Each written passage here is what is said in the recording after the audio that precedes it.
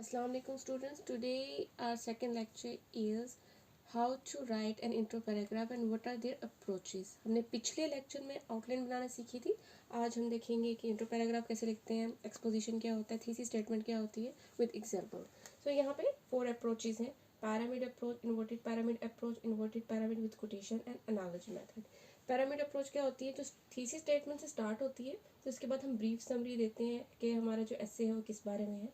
Inverted pyramid approach होती है जिसमें हम जेनेरिक स्टार्ट ले लेते हैं. फिर उसके बारे में क्या होता है, उसके बाद हम फ्यू स्टेटमेंट दे देते हैं कि टॉपिक के हवाले से कि टॉपिक किसके बारे में है. इन द एंड हम थीसिस स्टेटमेंट लिख देते हैं. थर्ड है इन्वर्टेड पैरामिड विद कोटेशन. इसमें हम ये होगा तो सेम, पर आगे हमने इसमें क्या करना है कि फर्स्टली हमने वो कोटेशन पुट ऑन कर देनी है. लेकिन अगर आपने कोई कोटेशन लिखनी भी है या स्टार्ट भी करना है कोई चीज़ ऐसे कोटेशन के साथ, तो quotation must be related to that essay. ठीक है, ये नहीं कि अगर आपने याद की हुई है उससे मिलती जुलती है तो आप उसको लिख कर आप अपना स्टार्ट देते. नहीं, अगर आप ये समझते हैं कि वो उससे बिल्कुल रेलिवेंट है तब लिखें, अगर रेलिवेंट नहीं है तो उसको लिखने की ज़रूरत नहीं है. And the fourth approach is analogy method. इसमें कोई एनालॉजी को लॉजिकल फिलोसफी से के साथ आप स्टार्ट कर सकते हैं. इसके बाद जेनेरिक स्टेटमेंट्स टॉपिक के हवाले से, in the end thesis statement. So ये 4 अप्रोचेज हैं. इसके बाद मैं आपको एग्जाम्पल देती हूँ कि एक इंट्रो पैराग्राफ कैसे लिखते हैं. So students, here is an example. अगर आपको ऐसे ये टॉपिक दिया गया है फ्रीडम ऑफ एक्सप्रेशन या फ्रीडम ऑफ स्पीच पे, तो आपने, अगर आपको कोटेशन याद आ रही है वोल्टेयर की, तो आप उसको पुट ऑन लिख सकते हैं. I disapprove of what you say but I will defend to the death your right to say it. इसमें नेक्स्ट हम ये लिखना स्टार्ट करेंगे. These words of the eminent French philosopher come to mind whenever the subject of free speech is being discussed. He, along with J.S. Mill, laid great emphasis on the notion of freedom of expression. As time passed, people began to realize the importance of free speech, and this right was eventually codified in the Universal Declaration of Human Rights. Some people believe that the right to free speech must be allowed under all circumstances. Others opines that while this is an inalienable human right, it must be never be used to hurt people's sentiments. However, almost everyone agrees that free speech is entirely crucial for the social, political, economic and intellectual prosperity of the society. So, सबसे पहले हमने quotation start की, then हमने generic start लिया, कुछ हमने topic के हवाले से बात लिखी और फिर थीसिस स्टेटमेंट. इसमें बताया गया है कि जो एक मशहूर फ्रेंच फिलोसफर है उसकी कोटेशन याद आती है जब भी हम फ्री स्पीच के बारे में डिस्कस करते हैं. और J.S. मिल ने भी इस पे बहुत जोर दिया है. जैसे जैसे वक्त गुजरता गया, लोगों ने भी रियलाइज़ करना स्टार्ट किया कि फ्री स्पीच होनी चाहिए, लोगों के पास राइट होना चाहिए कि वो अपने ख्यालात का, एक्सप्रेशन का इजहार करें. And this right was eventually codified in universal declaration of human rights, और बाद में universal declaration of human rights में भी इसको कोडिफाई कर दिया गया. यहाँ से थीसिस स्टेटमेंट स्टार्ट होती है जिसमें हम लिखते हैं, कुछ लोग बिलीव करते हैं या कुछ लोगों का मानना है कि जो राइट टू फ्री स्पीच है इसको अलाउ करना चाहिए चाहे हालात जैसे भी हों, जबकि दूसरे कहते हैं कि नहीं, इस तरह नहीं होना चाहिए, कि अगर कुछ बातें लोगों की सेंटिमेंट्स को हर्ट कर रही हैं तो इस तरह से तमाम चीज़ें हम अलाउ नहीं कर सकते. सो एंड हम एंड लिखेंगे, हमने ऑप्टिमिज्म की तरफ जाना है. हमने कहना है अगरचे सारे लोग इस बात से एग्री करते हैं कि किस तरह से फ्री स्पीच मुकम्मल तौर पे अहमियत का हामिल है हमारी सोशल, पॉलिटिकल, इकोनॉमिक और सोसाइटी के इंटेलेक्चुअल प्रॉस्पेरिटी के लिए. सो स्टूडेंट्स, हमने लास्ट वीडियो में आउटलाइन बनाना सीख ली. अभी मैंने आपको पैराग्राफ लिखना स्टार्ट कर दिया कि आपने ऐसे स्टार्ट कैसे करना है. अब मैं आपको बताऊंगी what is exposition. Basically exposition evidences और फैक्ट्स होते हैं जो कि आपके ऐसे को सपोर्ट करते हैं. हमने कई अकेडमी में सुना होगा कि सर कहते हैं कि आपने इंट्रो के बाद थोड़ी सी हिस्ट्री लिखनी है, बस सारी नहीं लिखनी. फिर आपको एक होमवर्क दिया जाता है और उसके बाद जब आप जाते हैं, ऑब्वियसली स्टूडेंट्स कहाँ से रीड करेंगे? बुक्स से, यूट्यूब से, जितनी भी या कोई वेबसाइट्स होती है जजीरा टाइप, वहाँ से. तो वहाँ पे जब आप लिखते हैं तो ज़्यादातर आप हिस्ट्री की बात लिखते हैं. जब आप चेक कराते हैं तो आपके सर आपको कह देते हैं कि नहीं जी, आपने तो सारी हिस्ट्री लिख दी. जब आप उनको कहते हैं कि सर हमें कुछ एग्जाम्पल देते हैं तो वो एग्जाम्पल नहीं देते, बल्कि कहते हैं कि नहीं, आप दोबारा से लिख के हैं. तो यहाँ पे मैं आपको लिख के बताऊँगी कि एक्सपोजिशन लिखनी कैसे है. वो पैराग्राफ से पहले थोड़ी सी एक फैक्ट्स एंड फिगर्स होते हैं. देखिए, रीड जो एग्जामिनर होता है उसको सब कुछ पता होता है, लेकिन हम ये नहीं लिख सकते एज यू नो डैट. तो हमने थोड़ी सी 3-4 लाइन्स में उसके फैक्ट्स एंड एविडेंसेस के तौर पे उसको लिखना होता है और एग्जामिनर को इम्प्रेस करना होता है कि आपको नॉलेज भी है और आपको लिखना भी आता है. ठीक है. सो स्टूडेंट्स, मैंने एक्सपोजिशन लिखा है जिसमें मैंने ये आप राइट डाउन किया है, war on terror refers to all those dismantling terrorism from the society. के वार ऑन टेरर का क्या मतलब है, पहले हमने तो मतलब बताना है ना। उसका मतलब ये है कि सोसाइटी से जो टेररिज्म है, जो कि दहशत गर्दी है, उसको हटाने का, ख़त्म करने का, डिमिनिश करने का नाम है। The 9/11 episode where Al Qaeda state planes down the World Trade Center in the US sent shockwaves throughout the world। जब 9/11 का वाक़या हुआ था, ना सिर्फ यूएस बल्कि पूरी दुनिया शॉक में रह गई थी। दिस प्रमोटेड, इस चीज़ ने प्रमोट किया किसको?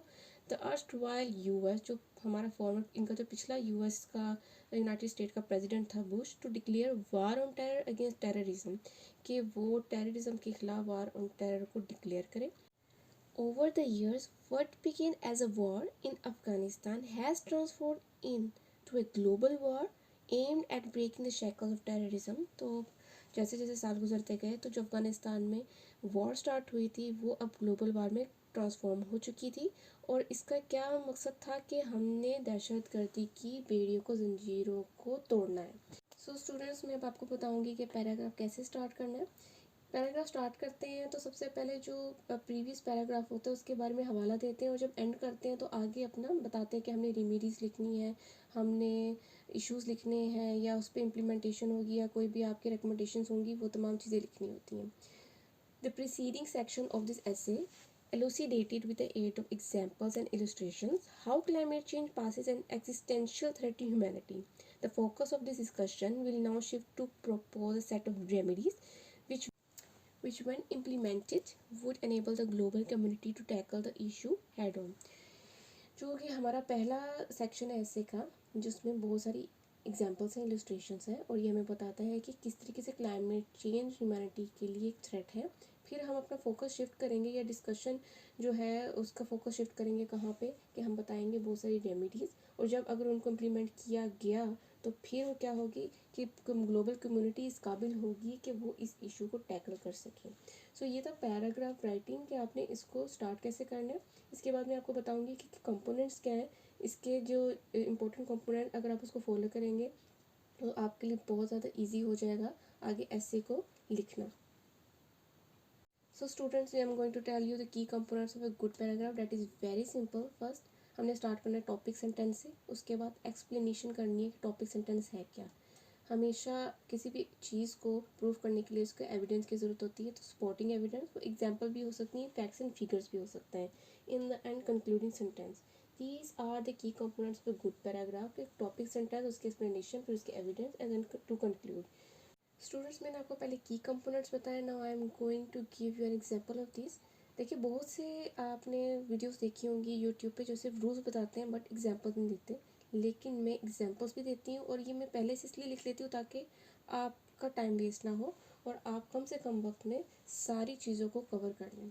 सो सबसे पहले मैंने कहा था टॉपिक सेंटेंस होना चाहिए, तो टॉपिक सेंटेंस से स्टार्ट करेंगे। उसके बाद हमने क्या करना चाहिए, एक्सप्लेन करना है। एक्सप्लेन करने के बाद some एविडेंसेस, उसके बाद concluding sentence. This is the topic sentence. People's right to life has been bluntly abused in the war on terror.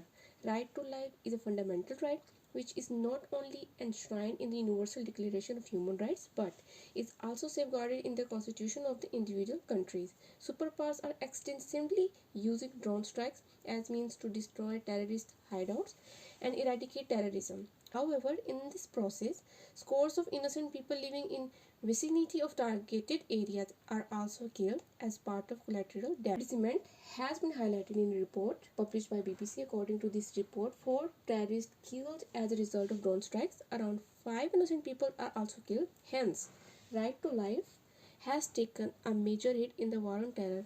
पहले हमने क्या लिखा, टॉपिक सेंटेंस, फिर इसकी एक्सप्लेनेशन, फिर हमने क्या किया, ये हमने एविडेंस दिया BBC वाला, और इसके बाद एंड में हमारा ये क्या हो गया, कंक्लूडिंग सेंटेंस हो गया। ये हो गया। तो इसमें बताया क्या हुआ है कि पीपल के लोगों का जो राइट टू लाइफ है, ये वॉर ऑन टेरर में बहुत ज़्यादा अब्यूज़ हुआ है। ये क्योंकि हमारा फंडामेंटल राइट है, जिसको ना सिर्फ दर्ज किया है universal declaration of human rights में, बल्कि हम देखते हैं कि तमाम कंट्रीज़ में जो कि कॉन्स्टिट्यूशन है फंडामेंटल राइट देता ही है। जो हमारी सुपर पावर्स हैं वो ड्रोन स्ट्राइक्स कर रही हैं, क्यों? ताकि वो जो हाइड आउट्स हैं, जो कि जगह है टेररिस्ट की, उसको ख़त्म किया जाए, ताकि टेररिज्म को ख़त्म किया जाए। अगरचे इस प्रोसेस में मासूम लोगों की भी जान गई हैं जो कि टारगेटेड एरियाज़ के आसपास रहते हैं, वो उनकी भी डेथ हुई। इसमें उन्होंने कहा ये जो अनप्लेजेंट सिचुएशन है ये कैसे हाईलाइट की, ये बीबीसी वालों ने हाईलाइट की। उन्होंने अपनी रिपोर्ट में लिखा कि ड्रोन स्ट्राइक्स के रिजल्ट के तौर पे, के नतीजे के तौर पे 4 टेररिस्ट की तो डेथ हुई, इसके साथ साथ 5 इनोसेंट पीपल की भी डेथ हुई, यानी 4 के साथ 5 मासूम लोग मर रहे हैं। सो अगरचे जो राइट ऑफ लाइफ है ये वार ऑन टेरर की वजह से बहुत ज़्यादा अब्यूज़ हुआ है। सो ये एक तरीका है, एक वे है, ये फॉर्मेट है, इस फॉर्मेट को लेके आपने चलना है और हर पैराग्राफ को लिखना है। सो स्टूडेंट्स, हमारा जो लास्ट चीज़ रह गई थी वो तो थीसिस स्टेटमेंट। मैं आपको बताऊं कि थीसिस स्टेटमेंट लिखते कैसे हैं और इसके की कंपोनेंट्स कौन से होते हैं। देखिए, एक हमें अगर एक ऐसे दिया गया है तो उसके 2 टाइप कैसे आते हैं, एक जिसमें स्टैंड्स दिया गया होता है, एक जिसमें आपको चूज़ करना होता है। ठीक है, जब स्टैंड ऑलरेडी दिया गया होता है तो उसकी एग्जांपल है जैसे कि gender equality is a myth. आपके पास ऑप्शन नहीं है कि आपने इसके अगेंस्ट जाना है। ठीक है, इट इज़ ए मिथ और आपने इसका लिखना, इसका आंसर अपने हिसाब से लिखना है। लेकिन अगर आपके पास ऑप्शन आ जाए इस जेंडर इक्वालिटी ए मिथ, तो आपकी मर्ज़ी है कि आपने उसको येस में जाना है, उसके सपोर्ट में जाना है या उसके अगेंस्ट में जाना है। इसको एक्सप्लेन करने के बाद आपने वैल्यू एडिशन करनी है। So here are the examples of thesis statement. First is the contemporary era has witnessed a paradigm shift from holy wars to the wars for due to the political, economic and strategic reasons. Hence, modern wars era are not holy wars. Second is war on terror has spelled disaster for human rights. On the pretext of national security, the global powers have made use of tactics which have caused blatant violations in the political, economic, social and legal rights. इसमें बताया गया कि पहले Holi wars होती थी जो shift हुई हैं political, economic and strategic reasons की वजह से। जो अब वार्स हैं वो होली वार्स नहीं है। सेकंड में ये बात की गई, यानी पहले हमने स्टेप्स ले लिया और इसको वैल्यू एडिशन किसने दे दी कि अब जनाब जो वॉर्स हो रही हैं वो होली नहीं है। वॉर एंड टेरर का हमने पहले भी एक्सप्लेन किया है कि इसकी वजह से ह्यूमन राइट्स की वायलेशन हो रही है और नेशनल सिक्योरिटी का बहाना करके ग्लोबल वार्स ने जो टैक्टिक्स यूज़ की हैं उसकी वजह से क्या हो रहा है, वायलेशंस हो रही हैं political, economic, social and legal rights की भी। तो वो वॉर एंड टेरर की जो कि एक मोटिव होगी वो अलग, उसकी वजह से जो नुकसान हो रहा है उसके बारे में बात की गई है कि वॉर एंड टेरर में जो डिसास्टर ह्यूमन राइट्स को भी हो रहा था उसके बाद सोशल, इकोनॉमिक और पॉलिटिकल के तौर पे भी, पॉलिटिकली तौर पे भी राइट्स को बहुत नुकसान पहुंच रहा है और उनकी राइट्स की वायलेशन हो रही है, इन्फ्रिंजमेंट्स ऑफ राइट्स हो रही हैं। So here is an example, democracy is a culture rather than a process. ये अगर आपको टॉपिक दिया गया हो तो इसके थीसिस स्टेटमेंट क्या बनेगा। Democratic process is no doubt important for the continuity of democracy. However, a healthy democracy depends in large part on the development of the democratic civic cultures, behaviors, practices and norms that define the ability of the people to govern themselves. जो एक जमहूरी अमल होता है वो बिलाशुबा बहुत अहम किरदार अदा करता है एक जमहूरियत की कंटिन्यूटी के लिए, उसके तसलसल के लिए। अगर आप चाहते हैं कि एक हेल्दी डेमोक्रेसी हो, जमहूरियत हो, ये किस पे इन्हसार करती है कि जो कि जमहूरी जो शहरी कल्चर, उनके बिहेवियर्स, प्रैक्टिसेस, इनके जो इक़दार हैं, ये तमाम मिलके उनके बताते हैं कि क्या आया उनके अंदर इतनी एबिलिटी है कि वो खुद को हुकूमत करा सकें। So this will be the sublime thesis statement of democracy is a culture rather than a process. Now I'm going to give you another example. So here's the last example of a thesis statement. Minority is a fate that nobody wants. Can nationalism really be inclusive? Rise of nationalistic sentiment across the globe spell disaster for minorities, since unbridled nationalism leads to socio-economic, political and religious subjugation of minority. There is hence a dire need to address the factors that prevent nationalism from being truly inclusive. So students, ये हमारा topic आज complete हुआ है और I hope आपको समझ आ गई होगी। आपने इन तमाम चीज़ों को फॉलो करना है, इसके साथ साथ आपने वर्क करना है अपने टेंसेस पे, लेक्सिकल रिसोर्स, सिंटैक्स पे, पंक्चुएशन पे। ये तमाम चीज़ें बहुत अहम किरदार अदा करती हैं। जितनी कम गलतियाँ निकलेंगी उतने अच्छे आपके मार्क्स हों। सो स्टूडेंट्स, ये था आज का हमारा टॉपिक और हमने बहुत अच्छे तरीके से कवर कर लिया है विद इन